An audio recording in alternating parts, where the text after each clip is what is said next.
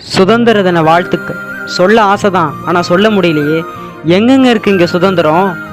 நாங்குநேரியில் ஒரு சிறுவன் ஜாதி ரீதியாக வெட்டப்பட்டதும், வேங்கவேயில் தண்ணி தொட்டியில் மலத்தை கலந்ததும், 9 வயது சிறுமி பாலியல் பலாத்காரம் செய்யப்பட்டதும், மணிப்பூரில் ஒரு பெண் நிர்வாணமாக அழைத்து செல்லப்பட்டு வயலில் கூட்டு பாலியல் பலாத்காரம் செய்யப்பட்டதும், கள்ளக்குறிச்சியில் கள்ளச்சாராயம் குடிச்சு இறந்ததும் இந்த சுதந்திர நாட்டில் தான்.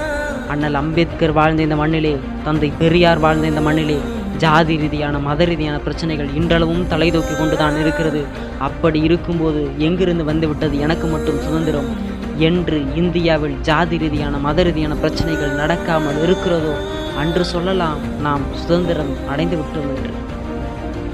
இவ்வளவு நடந்தும் நம்ம இன்னும் சுதந்திரத்தை கொண்டாடிக்கிட்டு தான் இருக்கும்.